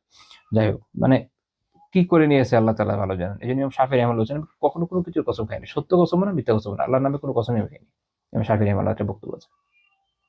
তো আমি এটা বোঝানোর জন্য বলছি যে কত হাই স্ট্যান্ডার্ড ছিল ওনাদের, আর আমরা কোথায়। তো সেই সময় এরকম একজন বয়স্ক ব্যক্তিকে এরকম হাসান আল বসরি রাহিমাহুল্লাহ বলেছিলেন যে, তুমি এখন, মানে প্যারাফ্রেজ করছি না, just মূল কথাটা হচ্ছে এরকম যে তুমি এখন নিজেকে চেঞ্জ করো, তাহলে এই যে সামনে আমল আমল করতে থাকবে, এটার কারণে আগে যেটা হয়েছে এটা ইনশাআল্লাহ মাফ হয়ে যাবে, আশা করা যায়। সো আমাদের জন্য এটা শিক্ষার বিষয়। আগে যা গেছে গেছে, 2026 2 জানুয়ারিতে আমরা আছি আলহামদুলিল্লাহ। আল্লাহ তৌফিক দেন, আগামী দিনগুলো যেন আমাদের ভালো যায়, আমরা যেন নিজেদেরকে ঢেলে সাজাতে পারি, উপকারী জ্ঞান যেটা অ্যাকচুয়ালি আমাদের জীবনে কাজে আসে, এটার সাথে নিজেকে যুক্ত রাখতে পারি। রাসূলুল্লাহ সাল্লাল্লাহু আলাইহি ওয়াসাল্লাম, তার তো এই দোয়া দরকার ছিল না, তাকে আল্লাহ তাআলা যা জ্ঞান দিয়েছেন সবই উপকারী, তাই না? কিন্তু উনি এটা আমাদের শিখাচ্ছেন, আল্লাহুম্মা ইন্নী আউযু বিকা মিন ইলমিন লা ইয়ানফা, হে আল্লাহ আমি আপনার কাছে এমন জ্ঞান থেকে আশ্রয় চাই যেটা কোনো উপকার করে না। ওয়া মিন কলবিন লা ইয়াখশা, এমন কলব থেকে আশ্রয় চাই যেটার মধ্যে আপনার খাশিয়া নাই, যেটা ভয় পায় না আপনাকে। তো এটা হলো জরুরি বিষয়, কলবের মধ্যে খাশিয়া দরকার, আল্লাহ তাআলার ভয় দরকার। আল্লাহ তাআলার ভয় থাকলে অনেক গুনাহ থেকে বেঁচে থাকা যায়। কলব, এটা যে আত্মিক রোগের সাথে রিলেটেড, যে দোয়া করতে হবে। তো আমরা দেখি যে রাসূলুল্লাহ সাল্লাল্লাহু আলাইহি ওয়াসাল্লাম নিজে দোয়া করেছেন এমন কলব থেকে। তো আমাদের কাজ তাহলে দোয়া করা, ওই ইলমটা আমরা এখান থেকে নিচ্ছি। ওয়া মিন নাফসিন লা তাশবা, এমন নফস থেকে যা পরিতৃপ্ত হয় না। দেখেন, নফস এমন একটা বিষয়, তাকে আপনি যত দিবেন দিতেই থাকবেন, সে কিন্তু আসলে পরিতৃপ্ত হয় না যদি না আল্লাহ তাআলাকে পরিতৃপ্তি দেন, যদি না আপনার মধ্যে তাকওয়া থাকে, আল্লাহ ভীতি থাকে, পরকালের প্রতি আগ্রহ থাকে। নফসের বৈশিষ্ট্য এরকম। টাকা কেউ বলতে পারবে না যে আমার অনেক হয়ে গেছে, আর দরকার নেই। এটা আসলে মানুষের হয় না। আপনি এখনকার সময় সবচেয়ে ধনী ইলন মাস্ক, এখন এত সম্পদের পরে ইলন মাস্ক কি উপার্জন বন্ধ করে দিবে? নিশ্চয় না। আমরা ছোটবেলা থেকে দেখতাম যে মাইক্রোসফটের মালিক, আপনার নাম ভুলে গেলাম, এ ভদ্রলোক ছিল সবচেয়ে ধনী, সে উপার্জন বন্ধ করে দিয়েছে, তাই নাই? ভাই, এক জীবনে মানুষের কত টাকা লাগে, কামিয়ে যাচ্ছে, কিন্তু আরো নিতে থাকবে।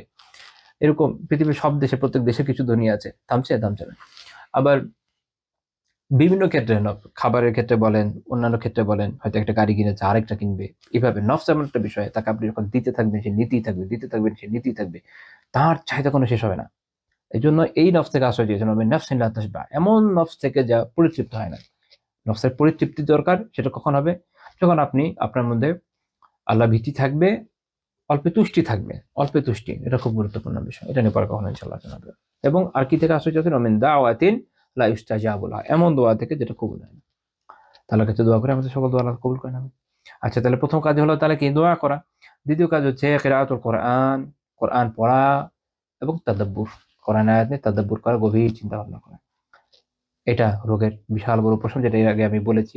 আল্লাহ তাআলা কোরআনে কি বলছে? সূরা আরাফে, ওয়া ইযা কুরিআল কুরআনু ফাসতামিউ লাহ, যখন কোরআন তিলাওয়াত পাঠ করা হয় তখন তা মনোযোগ দিয়ে শোনা, ওয়া আনসিতু লাআল্লাকুম তুরহামুন, এবং চুপ থাকো, আশা করা যায় যে তোমাদের প্রতি রহম, মানে লাআল্লাকুম তুরহামুন ইয়ানি আশা করা যায় যে তোমাদের প্রতি দয়া করা হবে, অর্থাৎ দয়া করা হবে। আল্লাহ তাআলা যখন এরকম বলেন তার মানে হচ্ছে করা হবে। এটা হলো মূল কথা, যে দুইটা যদি আমাদের মধ্যে থাকে, একটা হচ্ছে কি, একটা হচ্ছে আল্লাহ তাআলার কিতাবকে মনোযোগ দিয়ে শোনা, এবং আরেকটা হচ্ছে চুপ থাকা। আছে এটা থেকে আসলে অনেকগুলো গুরুত্বপূর্ণ বিষয় চলে আসে।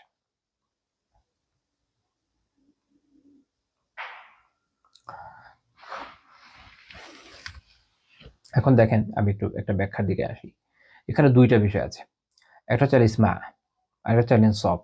দুইটা শব্দ। ফাসতামিউ লাহ যখন বলছেন যে তা মনোযোগ দিয়ে শোনো, আমরা অনেক সময় বলি, এবং বলছেন আনসাইতু, এটা হচ্ছে আল ইনসাত। দুইটার মধ্যে পার্থক্য কি? পার্থক্যটা বুঝলে এই আয়াতের এটা গভীর মর্ম বুঝবেন।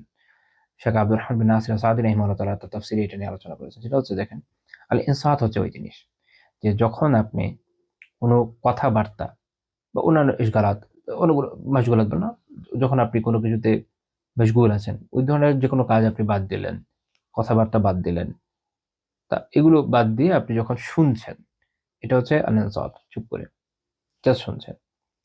আর আল ইস্তিমা, যেটা হচ্ছে যেখানে ফাসতামিউ লাহু বলা হচ্ছে, এটা হচ্ছে আল ইস্তিমা। আল ইস্তিমা মানে হচ্ছে এই, যখন আপনি আপনার শ্রবণকে একদম মনোযোগীভাবে ওই যে জিনিসটা শুনছেন, শ্রবণেন্দ্রিয়কে ওটাকে মনোযোগীভাবে ওটার দিকে আহ কি বলবো, তাক করে রাখবেন, একদম মনোযোগের সাথে শুনবেন, নিজের অন্তরকে উপস্থিত রাখবেন, অর্থাৎ যা শুনছেন মনোযোগ দিয়ে শুনছেন, আপনার কলব এটা উপলব্ধি করছে।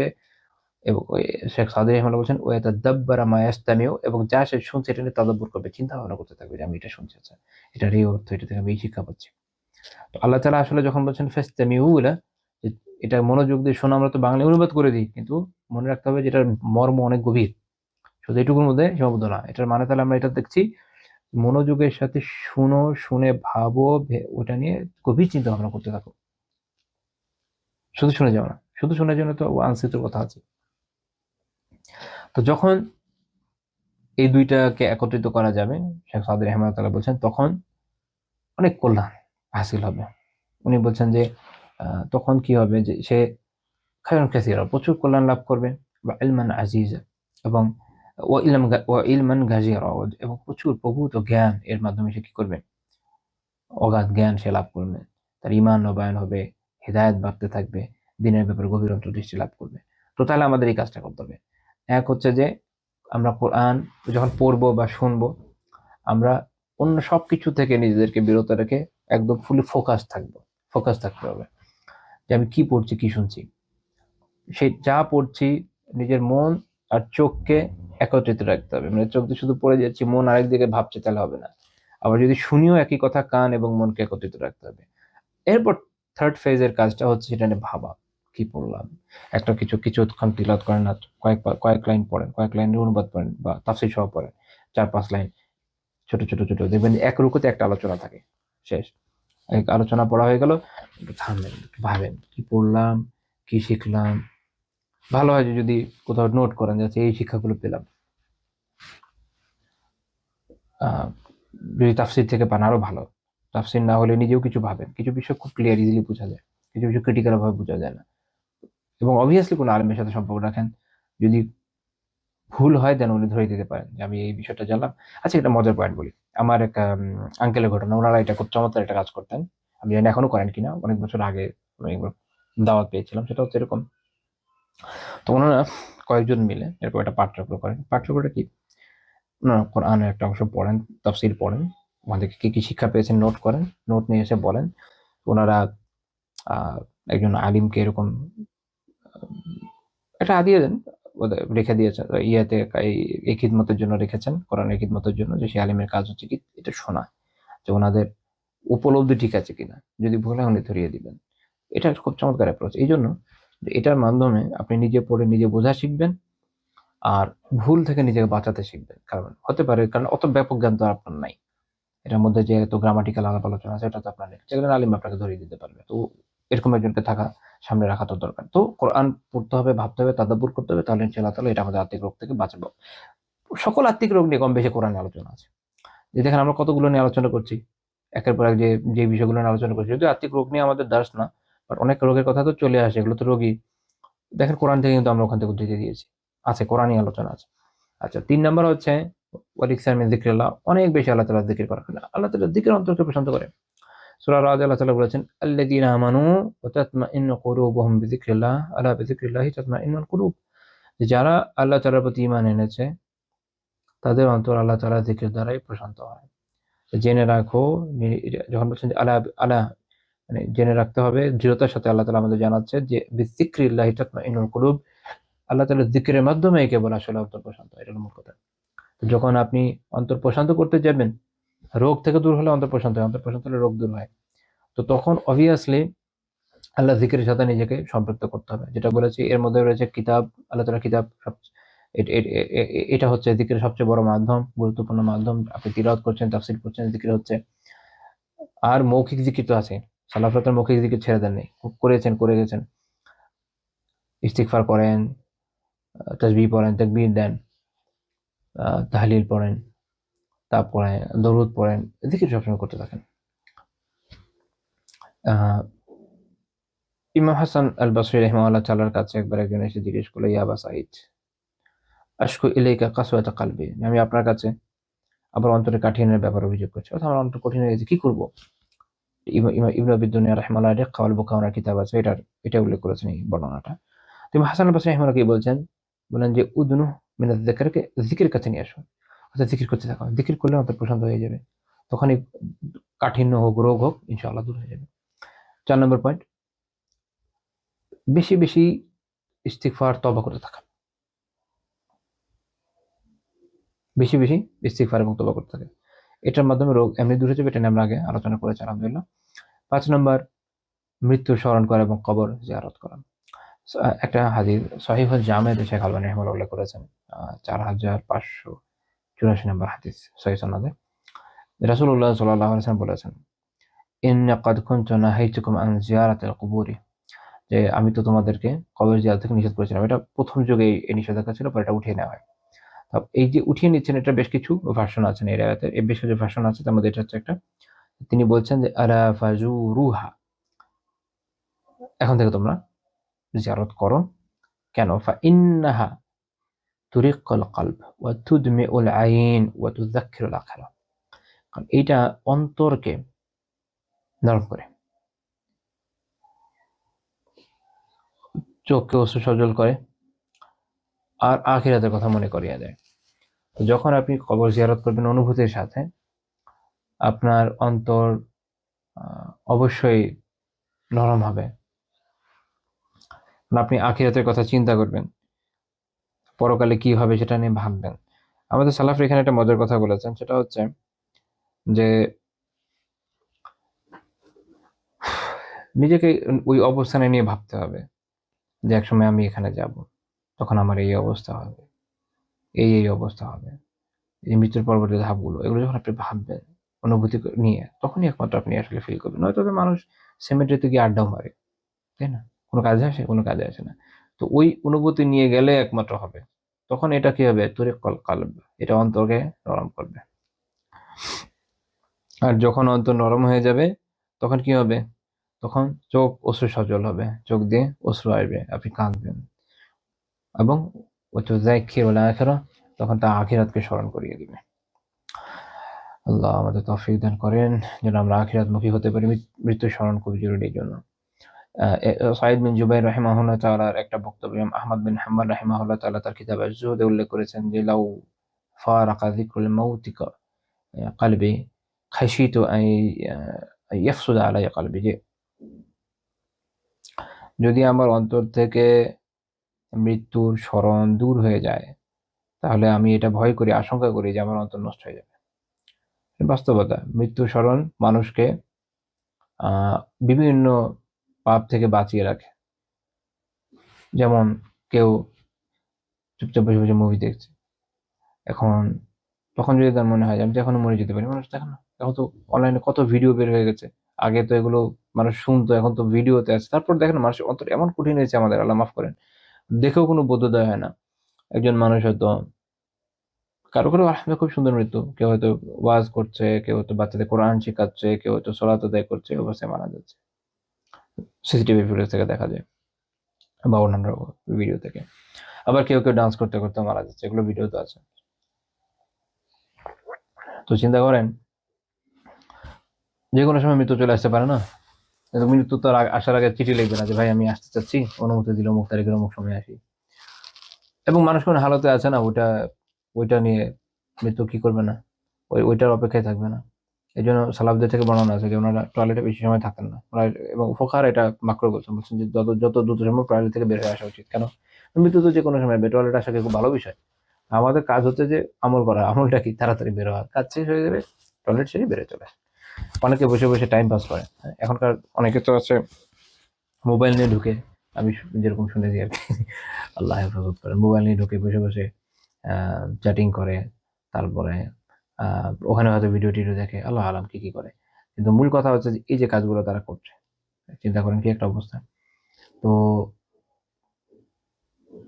এর জন্য এরকম জায়গা থেকে দ্রুত বের হওয়া উচিত। এক, দুই নাম্বার হলো তাহলে আমাদের এটা বোঝা উচিত যে প্রত্যেকটা কাজের সময় যেন আমরা সতর্ক থাকি যে আমি এমন কাজ এমন ভাবে যেন করি যদি এখন মৌত আসে ভালোই হয়, অন্তত কালিমাতুন নসিব হোক। আল্লাহ আল্লাহ। কিন্তু যদি এটার উপলব্ধি না থাকে তাহলে দেখা যাবে যে আপনি হয়তো এরকম কোনো গুনাহ করছেন, যে একটু আগে বলছিলাম যে আপনি হয়তো একটা মুভি দেখছেন বসে বসে, একজন ব্যক্তি হয়তো মুভি দেখছে, তার যদিও মৃত্যুর কথা মনে হচ্ছে, ইভেন মুভির মধ্যেও দেখা যায় না, যদি অ্যাকশন মুভি হয়, এ ওকে ডুসুম ডুসুম উড়ে দিচ্ছে, আচ্ছা গেল উড়ে, ওইটা দেখে কিন্তু তার মধ্যে ফিল হচ্ছে আল্লাহ আমারও তো মৃত্যু আসতে পারে, এখন আসতে পারে। আর এখন যদি মালাকুল মউত আসে আর আমার আমল নামায় লেখা হবে যে মুভি দেখতে দেখতে মরে গেছে, এটা তো তুলনামূলক ভালো, মানুষ যে ধরনের পাপে আছে না, তুলনামূলক ভালো কথা বললাম আর কি। আরো তো অনেক পাপ আছে যেগুলোর মধ্যে মানুষ মারা যাচ্ছে। আমি কয়েকদিন আগে একটা বইয়ে পড়ছিলাম যে একজন এমন ভয়ানক পাপ করতে করতে মারা গিয়েছিল, খুব প্যাথেটিক, মানে একজন লাইফ কোচের একটা বই, তিনি সেই লোক সম্পর্কে বলছেন যে তাকে আমি পরামর্শ দিতাম, সেই এরকম হয় নাই, ঠিক মতো ঠিক হয় না, এইরকম শেষ পর্যন্ত অমুক পাপ অমুক জিনিস করতে করতে তমুক জায়গায় মরে গেছে। তো এখন ওটা কত ভয়ানক, কত খারাপ বিষয়। তো এই জন্য স্মরণটা না, আমরা যখন বলছি যে মৃত্যুর কথা স্মরণ থাকা মানে আমরা সবাই মরদ সবাই জানি, এইটা না, উপলব্ধির সাথে, তখন দেখবেন যে এই রোগ ইনশাআল্লাহ দূর হবে। আর আরেকটা খুব গুরুত্বপূর্ণ বিষয় হচ্ছে নেককারদের সাথে থাকা। আপনি যদি এই নেককার ব্যক্তিদের সাথে থাকেন, ওইটা আপনার মধ্যে একটা আসার পড়বে। আপনি যখন আলিমদের সাথে, সালেহীনদের সাথে, নেককার ব্যক্তিদের সাথে যাবেন, যাদের মধ্যে আমল আছে আলহামদুলিল্লাহ, তখন আপনার একটা প্রভাব পড়বে। আপনি দেখবেন যে যে ধরনের লোকের সাথে আপনি চলছেন না, ওইটার অনেক প্রভাব রাখে। এই জন্য হয়তো আল্লাহ তাআলা সূরা কাহফে গিয়ে বলেছেন, "উসবির নাফসাকা", আজকে পড়েছেন না? "উসবির নাফসাকা মা'আল্লাযীনা ইয়াদউনা রাব্বাহুম বিল গাদাতি ওয়াল আশিয়্যি ইউরিদুনা ওয়াজহাহ", আপনি নিজেকে ধৈর্যশীল রাখেন তাদের সাথে যারা সকাল সন্ধ্যায় তাদের রবকে ডাকে তার সন্তুষ্টির উদ্দেশ্যে। ওয়ালা তা'দু আইনাকা আনহুম তুরিদু জিনাতাল হায়াতিদ দুনিয়া। আর দুনিয়ার জীবনের সৌন্দর্য কামনা করে আপনার দু চোখ যেন তাদের থেকে ঘুরে না যায়, অর্থাৎ তাদের থেকে তাদের সাথে রাখতে হবে। এমন সব নেককারদের সাথে যদি আপনি থাকেন যারা সকাল সন্ধ্যা আল্লাহ তাআলার ইবাদত করছে, যাদের মধ্যে উত্তম স্বভাব আছে, আপনার মধ্যে এটার আসার পড়বে, আপনি ওই শক্তিটা পাবেন। এবং আল্লাহ তাআলা বলেছেন কি, ওয়ালা তুতি মান আগফালনা কলবাহু আন যিকরিনা, আর যার অন্তরকে আমি আমার জিকির থেকে গাফেল করে দিয়েছি তাদের আনুগত্য করবেন না। সহজ কথা, এদের সাথে যাওয়া যাবে না। ওয়াত্তাবা হাওয়াহু, এবং আরেকটা তারা কাজ করে কি, একটা জিকির থেকে, একটা হচ্ছে আল্লাহ তাআলা জিকির থেকে গাফেল, দুই নাম্বার কাজ হচ্ছে ওয়াত্তাবা হাওয়াহু, সে তার প্রবৃত্তির অনুসরণ করে। তাহলে প্রবৃত্তি অনুসারী লোক, আল্লাহ তাআলা বলেছেন ওয়া কানা আমরুহু ফুরুতা, কারণ এদের আমল তো বিনষ্ট, এদের আমল বিনষ্ট হয়ে গেছে, এদের থাকবে না কিছু। তো তাহলে এই ধরনের লোক আল্লাহ তাআলা জিকির ঠিক মতো করছে না, অর্থাৎ এক, যেমন আল্লাহ তাআলা কোরআনে বলেছেন কি, আমার দিকের জন্য, আমার স্মরণে সলাৎ কায়েম করো, অর্থাৎ সলাৎ দিকের। আপনি যখন সলাৎ আদায় করছেন দিকির, কোরআন তেলাওয়াত করছেন দিকির, অর্থাৎ আল্লাহ তাআলার যে যাবতীয় ইবাদতের দিকির এবং অন্যান্য দিকির তো আছেই। তো যারা এগুলো করছেই না, এদের থেকে দূরে থাকতে হবে, এবং যারা প্রবৃত্তির অনুসরণ করছে তাদের থেকে দূরে থাকতে হবে। এটা করতে হবে। এটা হচ্ছে নিজেকে সেভ করা। আর নেক আমলটা কি? সলেহিনদের, আয়াতের শুরুতে যেটা আছে, সলেহিনদের সাথে থাকেন, তাহলে যেটা হবে নিজের মধ্যে একটা ভালো ইফেক্ট পড়বে। আপনি নেককারদের সাথেও থাকবেন, এরকম এদের সাথেও ঘুরবেন, তখন দেখবেন যে কিছুই হচ্ছে না, মাঝখানে পড়ে গেছেন। আবার যাই হোক, তো নিজের উন্নয়নের জন্য, আত্মিক রোগ থেকে বাঁচার জন্য, অন্তরকে সুস্থ রাখার জন্য, অন্তরকে মরা থেকে বাঁচানোর জন্য আমাদের কি করতে হবে? আমাদের নেককারদের সাথে থাকতে হবে। আবার নেককার বলতে দেখা গেল যে আপনি দেখলেন যে মাশাআল্লাহ খুব লেবাসী মানুষ, নামাজ পড়ছে, কিন্তু গীবত করতে করতে শেষ, এগুলো থেকে দূরে থাকেন। ঠিক আছে? তো আমাদের সমাজের এখন আসলে সমস্যা হয়েছে এরকম যে আমাদের এখানে নেককারের কিছু স্ট্যান্ডার্ড তৈরি হয়েছে, কিছু স্ট্যান্ডার্ড তৈরি হয়েছে, যেটা শরীরের কোনো স্ট্যান্ডার্ড না, আমরা বানিয়ে নিয়েছি। অমুক অমুক থাকলেই নেককার। এদিকে সে যে মানুষের টাকা মেরে খাচ্ছে, মানুষের হক নষ্ট করছে, সে যে চুরি চামারি করছে, সে যে ঘুষ খাচ্ছে, বা সে যে ধুমায় মিথ্যা বলছে, বা মানুষকে গালিগালাজ করছে, এগুলো কোনো সমস্যা না। এটা হচ্ছে মানুষ মনে করে। এতদিনে তো আলহামদুলিল্লাহ আপনাদের দর্শ করতে করতে এতটুকু শিক্ষা হয়েছে আশা করি। অ্যাকচুয়ালি শরিয়ার স্ট্যান্ডার্ড কি, এই গুনাহ যারা ত্যাগ করছে তাদের থেকে বাঁচে, তাদের সাথে থাকেন যারা এই গুনাহ যেহেতু করে না আলহামদুলিল্লাহ। তো মূল কথা হচ্ছে এভাবে চিনতে শিখতে হবে, না চিনতে, আমরা চিনতে পারি না দেখে সমস্যা। মুত্তাকিদের সাথে থাকতে হবে, কিয়ামতের দিন খালি মুত্তাকিরাই বন্ধু থাকবে। আল আখিল্লাউ ইয়াউমাইযিন বা'দুহুম লিবা'দিন আদু, আল্লাহ তাআলা বলেছেন সূরা যুখরফে, যে সেদিন যত বন্ধুরা আছে, যত ঘনিষ্ঠ বন্ধুরা আছে, এরা একে অপরের শত্রু হবে। আখিল্লা খালি দিকে, ঘনিষ্ঠ বন্ধু, খালি বন্ধুরা, ঘনিষ্ঠ বন্ধু সব দুশমন হবে। কে যে কে কাকে ধরায় দিয়ে জান্নাতে যেতে পারে চিন্তা করবে, যে ওরে ফেলেন, আমার আমার ওই এই পাপে নিয়ে এসছে এরকম। ইল্লাল মুত্তাকিন, মুত্তাকিরা ছাড়া। মুত্তাকিদের কাহিনী হবে উল্টা, নিজে পার হয়ে যাবে, আল্লাহ তাআলা যখন তাকে শাফাআতের সুযোগ দিবেন, সে বলবে আল্লাহ আমার অমুক বন্ধু খুব ভালো বন্ধু, ওর পিছনে আটকে গেছে একটু, শাফাত করতেছি। সুবহানাল্লাহ, মুত্তাকি কাজে আসবে, মুত্তাকি বন্ধুরা কাজে আসবে। তো এই জন্য মুত্তাকি বন্ধু থাকা লাগবে। আচ্ছা, তারপরে আর আরো আরো কাজ কি হতে পারে? আরো কাজ হতে পারে, আচ্ছা আমি যদি ভাবে আজকে আর কি আমরা আলোচনা শেষ করতে পারবো না, আজকে মনে হচ্ছে আমরা আলোচনাটা শেষ করতে পারবো না। আমরা এখন পর্যন্ত এই বিষয়ে 6টা পয়েন্ট আলহামদুলিল্লাহ আলোচনা করেছি। আমরা এখানেই রাখি। আল্লাহ তাআলা তৌফিক দিন, আগামী দিন যেন আমরা আলোচনাটা শেষ করতে পারি।